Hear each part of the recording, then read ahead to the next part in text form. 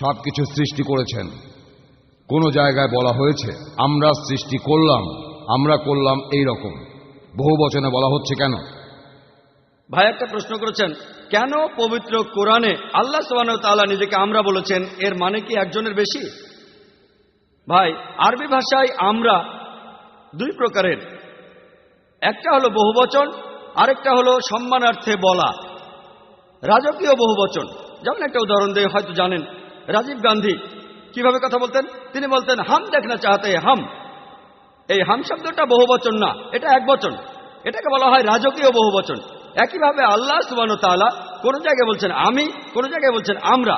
এই আমরা শব্দটা দিয়ে বহুবচন বোঝানো হচ্ছে না, এটা আসলে রাজকীয় বহুবচন, আসলে এটা একবচন।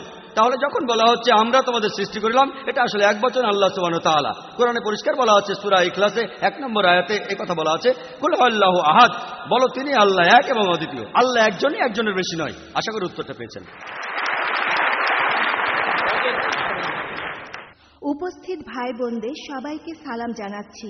আমি জানতে চাচ্ছিলাম অঙ্গ প্রত্যঙ্গ সংযোজন বা দান করার ব্যাপারে ইসলামের কোনো বিধিনিষেধ আছে কিনা।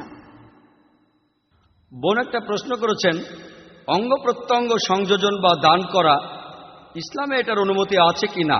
পবিত্র কোরআনে এমন কোনো আয়াত নেই যেটা সরাসরি বলেছে অঙ্গ প্রত্যঙ্গ দান করা যাবে বা যাবে না। এ ব্যাপারে কিছুই বলা হয়নি। অনেক কনফারেন্স হয়েছে, পৃথিবীর অনেক জায়গায় এ নিয়ে কনফারেন্স হয়েছে, যেমন হয়েছে মালয়েশিয়ায়, জেদ্দায়, রিয়াদে, আর এখানেও। বিষয়টা হলো অঙ্গ প্রত্যঙ্গ সংযোজনের অনুমতি আছে কি নেই।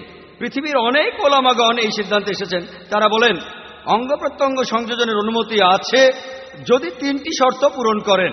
প্রথমটা হলো যে মানুষকে অঙ্গটা দান করা হবে তার শরীরে অঙ্গটা সংযোজন করা হলে তার জীবন বেঁচে যাবে।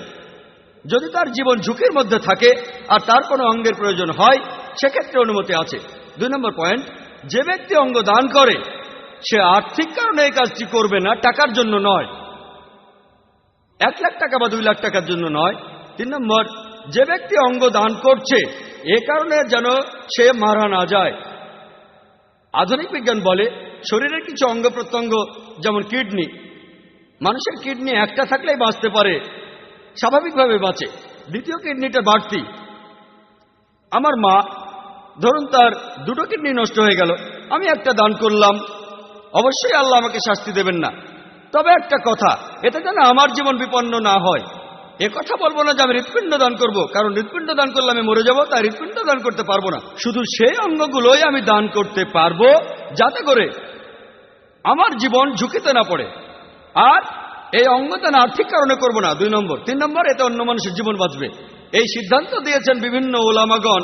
যেসব কনফারেন্স হয়েছে মালয়েশিয়া, রিয়াদ, জেদ্দা আর ইন্ডিয়ায়, ইন্ডিয়ার ওলামাগণ কিছুটা নিষ্ক্রিয়। তবে এখন যদি প্রশ্ন করেন ফিকা একাডেমিকে, তারা বলবে এটা করা উচিত না, কিন্তু কারো জীবন বাঁচাতে হলে শেষ উপায় হিসেবে আপনি আপনার শরীরের অঙ্গ দান করতে পারেন। আশা করি উত্তরটা পেয়েছেন।